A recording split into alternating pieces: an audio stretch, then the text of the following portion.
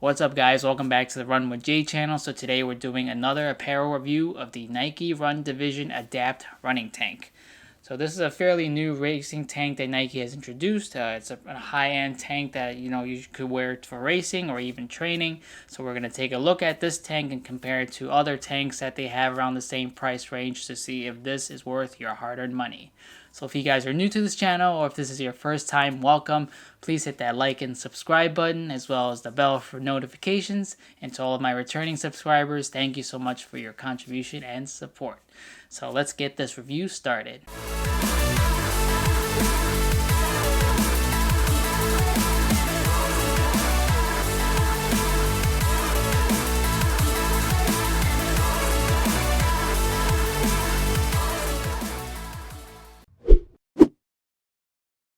The Nike Run Division Adapt tank costs $80, and it's similar in price to the Nike Aeroswift, which is also another performance or racing tank. The Aeroswift costs $70 for the plain version, but if you're getting a pattern one, it costs $80 as well. I was able to find this Run Division tank in the Nike factory store for only about $10 during the whole Black Friday sale. So if you live by a factory store, I would definitely check it out. They have some great deals going on. So the weight of this Run Division tank is almost identical to the Nike Aeroswift tank at about 2.1 ounces for a size large. And if you're looking at a medium, it's probably about 1.9 ounces. So it's super light and you can barely feel it on you while you're running. So this tank also offers reflective details around the shoulder area as well as the back, so people can see you if you're running in the dark. So this tank is also available in a few different colors. So you have the standard white platinum color, and then there's also a black color available, as well as a purple looking color and a dark gray color.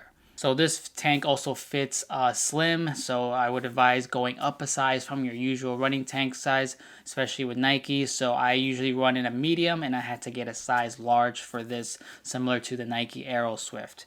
And this tank is a little bit longer than the Nike Aeroswift. Aeroswift is about an inch shorter in length, so this is about the same length as your typical Milner running tank that Nike has.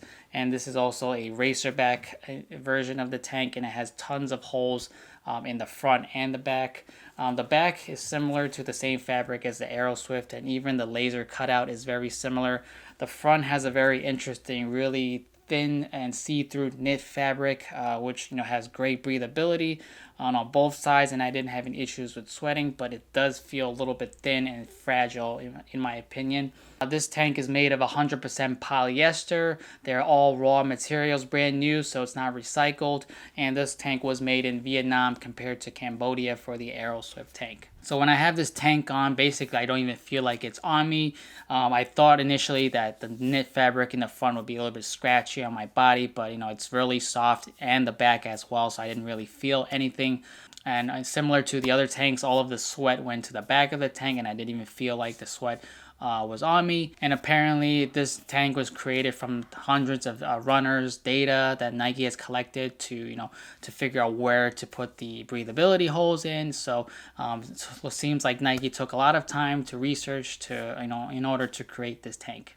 And of course, this tank has the dry fit technology to wick away sweat, just like a lot of other Nike products. So what do I like about this tank? So it's very similar to the Nike Aeroswift. It's super light, and I can barely feel it on my body while running. And most people don't really, care about the weight of their tank or their shorts, and they mostly care about their shoes, which is important. But if you're wearing a tank that doesn't have good sweat wicking abilities, or it's heavy, and especially when you sweat, it gets even heavier and it sticks to your body. It's definitely uncomfortable to run in, and can cause chafing and whole other issues. So it's lightweight, it wicks sweat very well, and it's also very comfortable. So it's just a racing tank, so there's not too much that can be said about it. I mean, it does what it advertises, but is it worth the $80? That's something that it's up to the consumer. So what do I not like about the tank? Number one is the price. For $80, it's super expensive for a running tank, and you can probably get 3 or 4 running tanks for that price you're paying for one. I feel like the Aeroswift still is a little bit better than it. I like how the Aeroswift is a little bit shorter.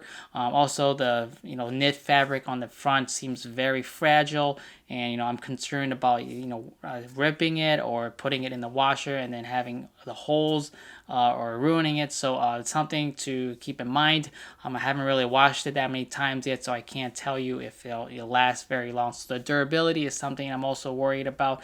And also, if the fabric is very sticky, so in the front, if you touch it, it can get stuck on your fingers because the fabric is so thin. So it was kind of annoying to put it on, because every time I touched the front, my fingers would kind of get trapped in the mesh fabric in the front. So it's I feel super fragile, and it looks like it'll be okay, but time will tell to see how long this tank will last. For $80, I feel like the Nike Aeroswift is just better in my opinion. I would go with that instead, but it's definitely a lightweight tank and it's super comfortable.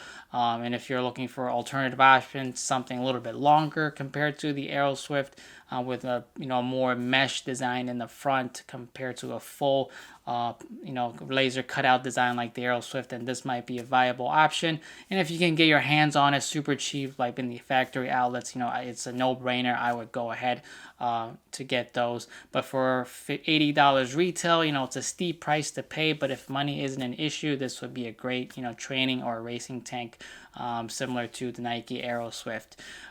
This is I feel like better than your standard Nike Milner running tank. It's lighter. It wicks away sweat. I feel like much better than the Nike Milner tanks. Those go for $30. So those are two key attributes that I look for in a racing tank. And also, this does not chafe parts of my body like regular Nike running tanks. So overall, the Nike Run Division Adapt Tank is a very nice tank for any types of occasions, for training all the way to racing. However, I haven't seen many athletes use this for races. I've seen the Aeroswift tank used more often by elite athletes in marathons. So it's not to say that this tank isn't as good as the Aeroswift. It just seems like the Aeroswift is more popular in my opinion.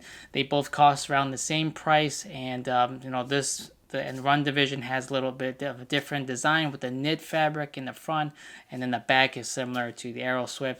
So it's really up to personal preference, but again, $80 is a huge deterrent for anyone that might be looking into buying this tank. It is a huge price to pay for retail. So it's something to consider. But if you're looking for a nice training tank and an alternative to the Aeroswift, which is a little bit shorter, then the Run Division tank is a good option. Thank you guys for watching this video. I hope this video was helpful and to give you some idea of what this tank is like if you're interested in it. If you guys have any other comments, feedback, or questions, please feel free to leave them down below. Hope you guys are doing well and staying safe, and I hope you and your families have a great holiday season. And I'll talk to you guys on the next run.